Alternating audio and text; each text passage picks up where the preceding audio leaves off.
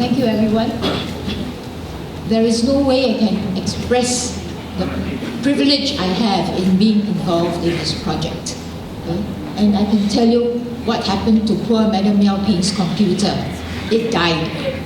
Fortunately, when her work was over and she had sent me her files. It saved her the work of helping me and helping the editors to do the proofreading for the Chinese version. Okay? Right, now if I had only 5 minutes, I think I'll know what I'll spend a lot of the 5 minutes on. It's on thanking our translators. We have profusely thanked them in the book, but to me the translation is such an important part of the book. As authors, we feel so grateful to the translators for opening another readership, a larger readership than somebody like myself who writes only in English would ever can get. The work we can, it's no, it's no exaggeration to talk about the dedication, the painstaking efforts, the scholarship that had to go in to making our Chinese version one that this book, that our readership deserves. Okay? And here I must mention Mr. Goh Teck Nam, who was a real, the minute he saw that there was this work to be done, he volunteered himself all times of day and night to say, and said, just let me know what I need to do. And it was done. It was really amazing. Okay?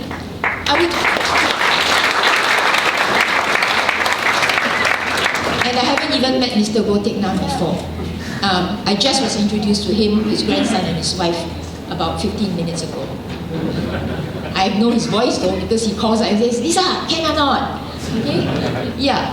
The other people I would like to thank very much is our team from Malaysia, our publisher Pak Chong, okay, who has been responsible for the series of books that have been put out.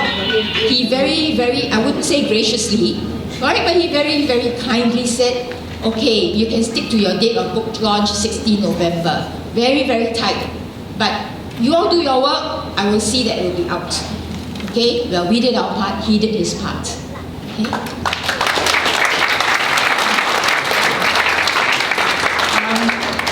His staff member who I was constantly on email with at one time, Janice, told me, wow, your book cut all the queues. I think his office practically stopped just to do our book. Gareth Richards is our copy editor for the English version. Nothing much to say about Gareth, except that his motto is, I edit everything. Boy. And he was ably assisted by Ms. Jamie Hung. I think Jamie is fairly new to working with Gareth, but he really threw her into the real deep end of the pool because our book is very demanding to edit, given that we had this 1,192 name lists for her to go through. Okay? So thank you all three of you, and would you believe it? They made the trip all the way to be here with us today.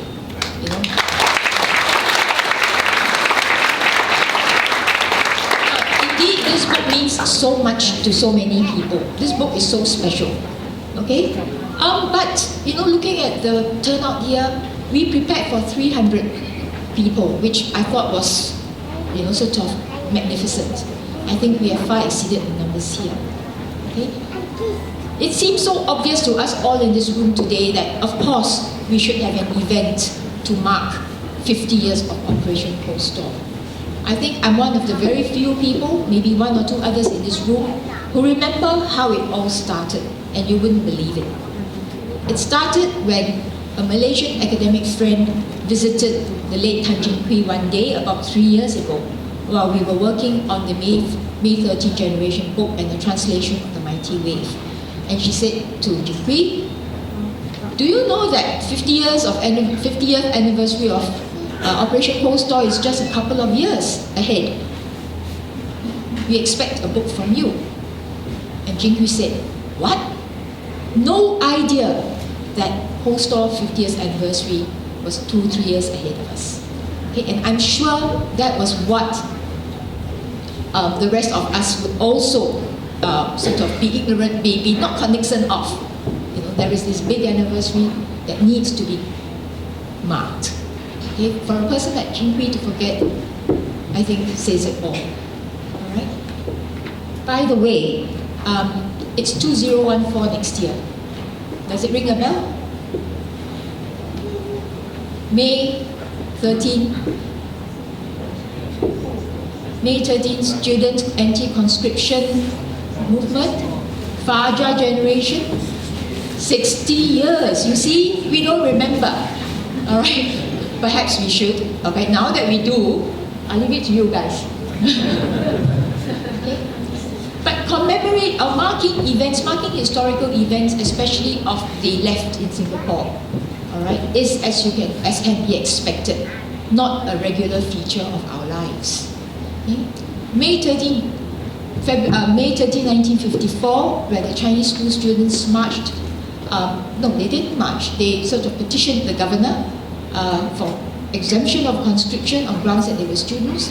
There was an altercation with the police, and it really started, to my mind, the mass anti-colonial movement in Singapore. Okay?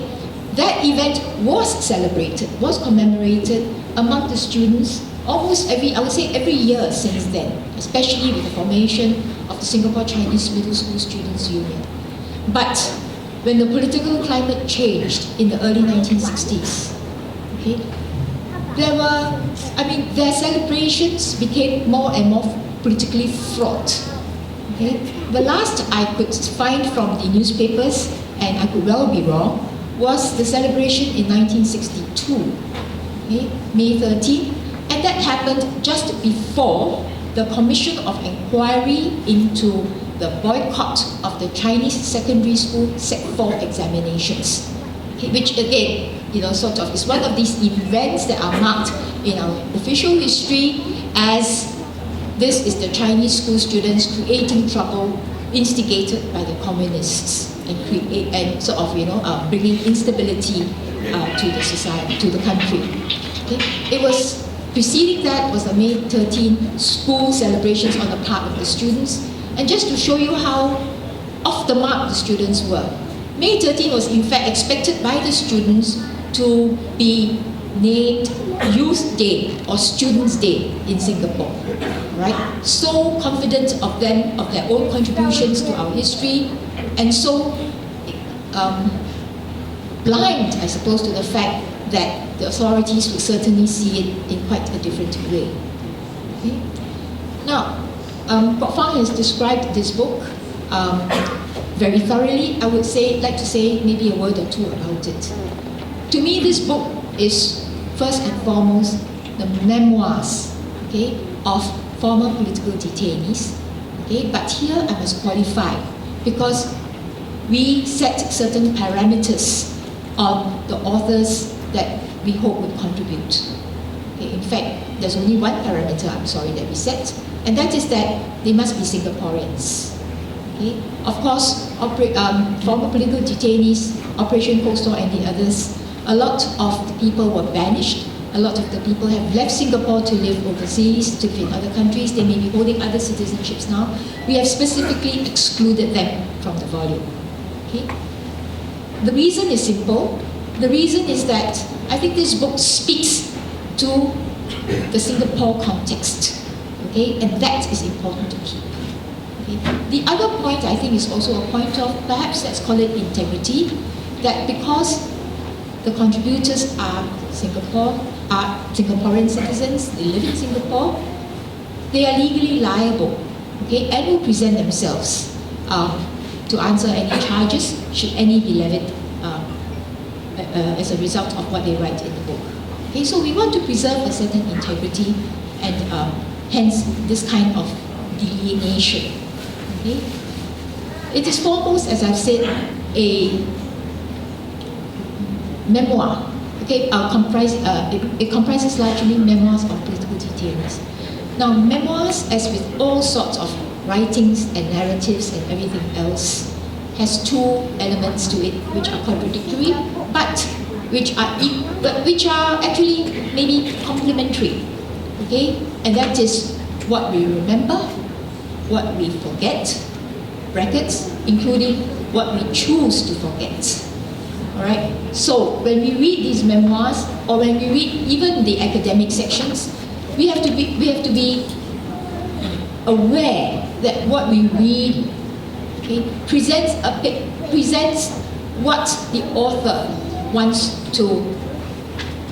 us to know, what he thinks or what she thinks is important to know, how she or he remembers a certain event, sees a certain event, and analyzes a certain event.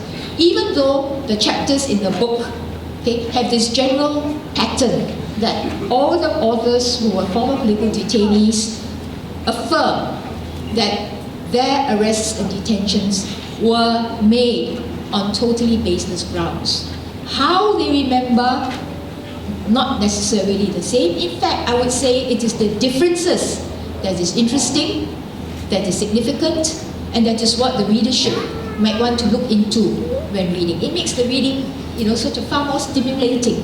Okay, look at how far we have come on the score. Not that the earlier works are not stimulating. I like to trace, sort of where we started, and the simple way of tracing is to say, remember the books by Said Zahari, and remember the book Comet in the Sky on Lim Chin Siong, 2001, I think it was. Okay? The first political memoirs, the first appreciation of Lim Chin Siong that was published, the covers were, of course, Said Zahari's photo, Lim Chin Siong's photograph. Okay? Then we come to 2009, Fajar generation. A number of photographs of a number of people. Okay? May 13 generation, more stylized. We had a palm tree with the names of Chinese schools, a community of people. Look at our present book. It is this icon, okay, that makes us want to say, what has a chair missing one leg got anything to do with Operation Coldstore, right? I think, sort of is a provocative icon. It leads us to ponder what is lacking, what is missing, what has been taken away from us, or perhaps the chair was not complete. It's up to us to make those links. Okay? So the whole idea is to make this whole exercise of remembering, of history writing, a little more complex than just one side versus another side. Okay? Now, to me, why is Singapore history so much stuck into this idea of black or white? Okay? Right or wrong? It is because perhaps we don't even have a political history yet after the British ceded power. Okay? What I mean by that is that Singapore has been ruled by the PAP since 1959. What it means is that what the PAP did not do, did not say from 1959, okay, in 1959 and thereafter, is still something that the party, the government, has to answer for, has to defend itself, at least that's how it sees it. It has not yet been historicized. If there had been changes in government, like in most parts of the world, I'm not saying good or bad, okay, but if there have been historical changes, then these things that happened 50 years ago would have been historicized. Okay? That is why we have archives which have 30-year rules, 50-year rules, 25-year rules, because that is the distance that it's deemed the maximum perhaps, or is sufficient for documents to be released, for people to contemplate the past, to examine, understand complexities and so forth. In Singapore, that process is really not there yet. Okay? So what we end up with largely, I would say, is polemics, not history. All right? It's a very polarized idea of how our society was. Okay? One side saying that we are the good guys, the other side saying the contrary. Okay? Now, I would like to say that I don't think that's very healthy for our society. And with that, I'll give you a short example of my chapter in the book, okay, which, sort of, I had a very hard time coming up with a topic to write, okay, because I'm not going to use the colonial archives the way PJ Thum does and so forth, right? It's in London, I'm not going there. It's Kew, I'm not going there. And I think there are enough people looking at the colonial records. I set out to say, I want to write something that happened in Singapore. Nothing necessarily to do with Internal Security Council and Tunku and Lee Kuan Yew and bargaining and all that. So, two obvious areas came up. One is the trade unions, one is the education. In the end, I found that the education materials were more available, were sort of, there was more of that for me to work on. And I narrowed it down to this 1961 Chinese exam boycott. Okay, in 61, for the first time, the PAP government wanted to have a uniform exam system across the 4 language streams. Okay? So meaning that the Chinese schools used to have what they call a 3-3 system. 3 years junior, secondary, 3 years junior middle, 3 years senior middle. Most students would go through a 6-year secondary and school education or middle school education. But when the PAP came into power and everybody agreed with it, let's standardize. Okay, and the government said we want to standardize according to the English stream. That is the Cambridge School Certificate level, 4 and then additional 2. Okay?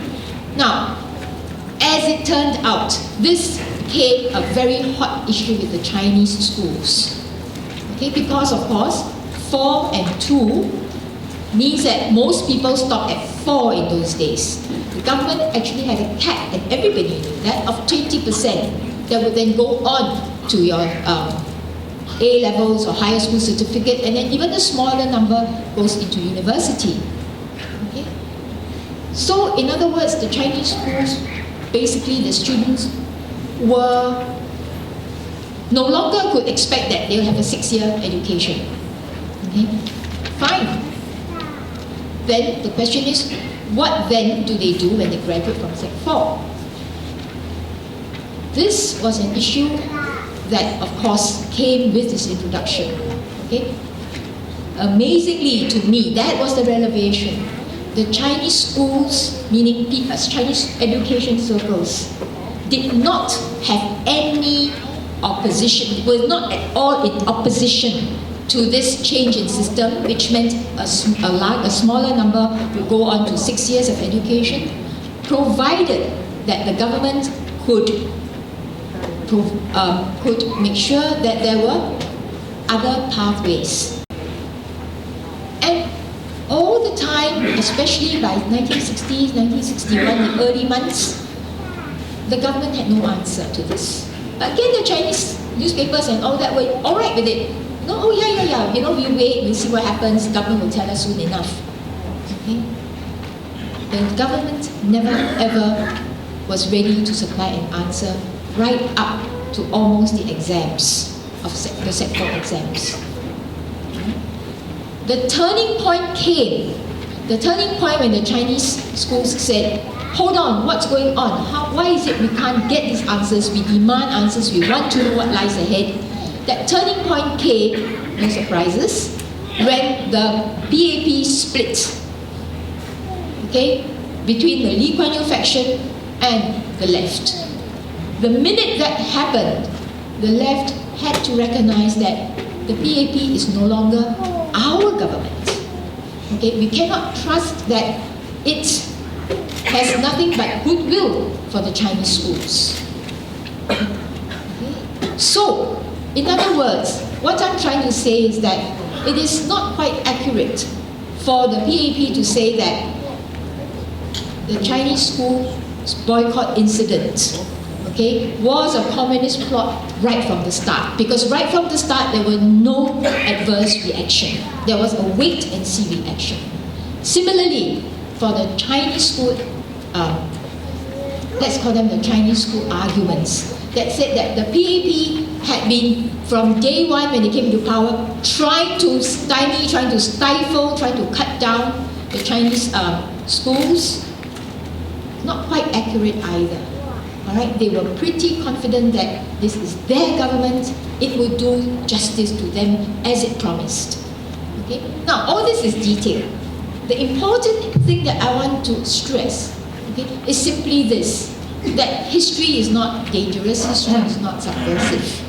Okay? I think history is important for a society that has to understand its own complexities. Now, why? Sorry, I forgot the punchline. Why did the PAP government? Why was the PAP government unable to tell the Chinese schools? I really can't tell you what happens. Who's going to run the who's going to run the pre-university? I also don't know, because the teachers were not there, the textbooks were not there, and all that. The PAP government was unable to do that for a very simple reason. All right, it was a new government. It was in a hurry. It was trying to change everything: labor laws, health laws, you name them. They called themselves revolutionary. So even in education, the first parliament was said already, we're going to revolutionize our education system. Changes in everything, from primary schools, everybody had to do primary 6, secondary schools, textbooks were not yet written, polytechnics, a whole lot of expatriate, a whole lot of non-local lecturers had to leave. Everything was in a mess. Okay, and that is the simple explanation. They were not ready to offer polytechnics. They were not ready to have, properly thought out additional 2 years of secondary school. Okay? If not for the split, there would have been much more room, much more leeway for compromises. Okay? The logical thing to do, surely, was to say, look, we're not ready in 1961, why don't we defer by 1 year? By that time, when this kind of, by that time, when this became a stark reality, look, we're really not ready, okay?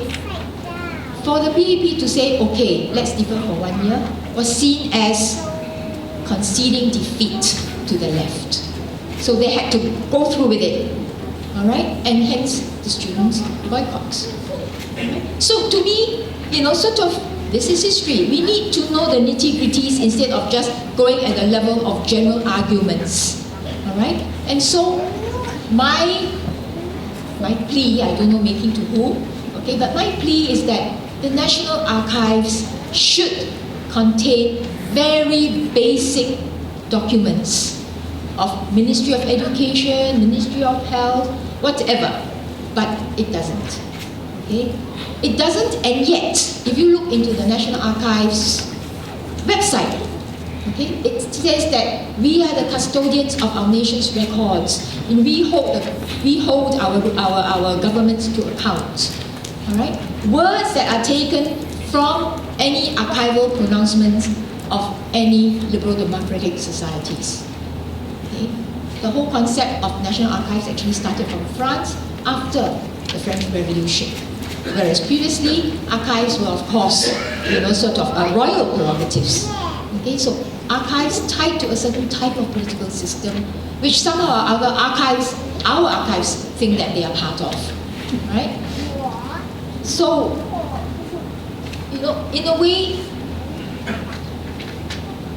I have to bring this back to Coldstore, don't I? Okay, and I can, okay? Commission of Inquiry was held on the boycott. It was a farce of a commission inquiry. It was nothing but an inquisition. It went on for months and months and months. Every day, full reports in the Chinese press, in the English press, in all the presses, and it suddenly, no more interest. The press has lost interest in reporting it. Why? Because of Operation Coldstore. It took place before the Commission of Inquiry was over. It made the Commission of Inquiry totally unnecessary. Because the whole point of it was to pin it on the communists. The whole point of it was to decimate the opposition. Right? So, I don't think that this kind of narrative that I've given is at all complete. What I do not have is the documents of the Ministry of Education. Okay? And I believe that if historians have access to these materials, we would have a far more interesting history than just this, huge battle between two political forces. Okay, thank you.